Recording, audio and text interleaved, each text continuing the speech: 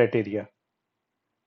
So next अब हम poles की लोकेशन के हिसाब से देखते हैं कि कब कब फाइनल वैल्यू थ्योरम इनवैलिड हो जाएगा। उसमें हमने बात की कि अगर पोल के ऊपर जो सा ओरिजिन के ऊपर रिपीटेड पोल्स आ जाएं, तब भी हमें पता है कि ये इंक्रीजिंग फंक्शन हो जाता है with time T and it is unstable. Okay, so ये इस तरह से इंक्रीजिंग फंक्शन बन जाता है जो कि अनस्टेबल होगा। इस केस में भी जो सा वो final value theorem is not applicable. इसी तरह से अगर ओरिजिन पे डबल पोल ना भी हों, इमेजिनरी एक्सिस के ऊपर जो सा वो कॉन्जुगेट पेयर्स हों, तो तब भी हमारे पास जो सिस्टम है that system becomes marginally stable. इस केस में हमने देखा है कि ये नेवर एंडिंग ऑसिलेशंस आती हैं। इस केस में भी हम कोई फाइनल वैल्यू प्रिडिक्ट नहीं कर रहे क्योंकि कोई भी टाइम हो, every time step value of y of t is changing. इस केस में भी फाइनल वैल्यू थ्योरम एप्लीकेबल नहीं है। और इसके अलावा अगर कहीं पे भी आर एच पी में कोई पोल आ जाता है, देन तो सिस्टम जो है वो स्ट्रिक्टली अनस्टेबल होगा and in that case we can not apply final value theorem.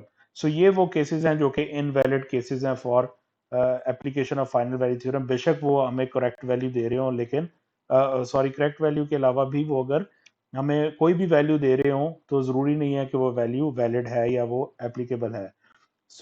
Invalid use of final value theorems में इमेजिनरी एक्सिस के ऊपर कॉन्जुगेट पेयर्स पोल के हों या ओरिजिन के ऊपर जो सा वो रिपीटेड पोल्स हों, तो in in these case of imaginary axis roots final value theorem is not applicable, and also even a single RHP root is available, तो तब भी जो सा वो हम फाइनल वैल्यू थ्योरम को अप्लाई नहीं कर सकते क्योंकि all these cases are cases of unstable system, and in that case final value will never exist.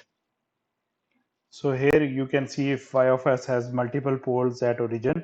So in this case जैसे ये एक s is equal to 0 का फैक्टर है और ये s कॉमन करें तो this will become s square. So basically origin के ऊपर repeated poles हैं.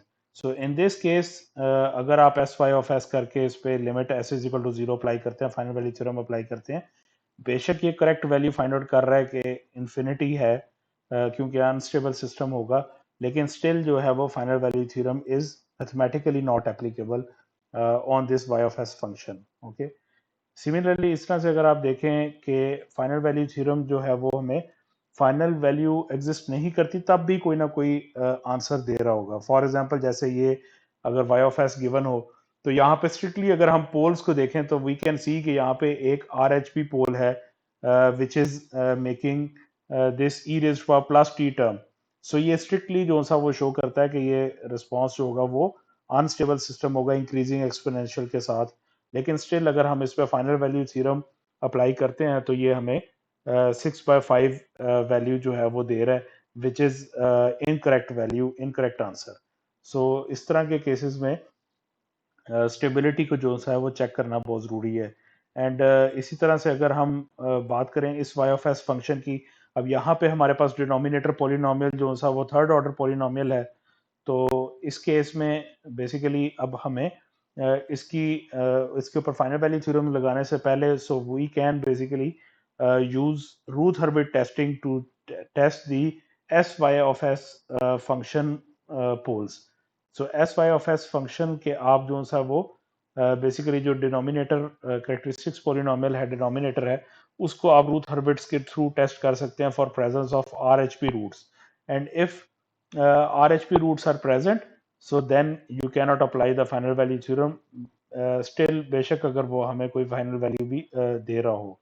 यहाँ पे आप देख सकते हैं कि इस पे जब हमने फाइनल वैल्यू थ्योरम लगाया है तो it is giving some finite value of final value, but technically mathematically it is not applicable because we have two RHP roots here. Okay, two RHP roots होने की वजह से हम इस पे अप्लाई नहीं कर सकते। बेसिकली अब इसमें ज़रूरी है फाइनल वैल्यू थ्योरम के लिए कि आप हमेशा कोई ना कोई स्टेबिलिटी टेस्टिंग मेथड अप्लाई करें टू फाइंड प्रेजेंस और absence of RHP roots on S Y of S function.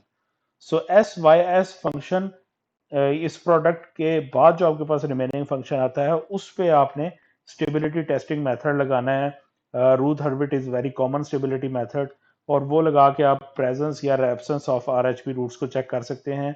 prior to applying final value theorem.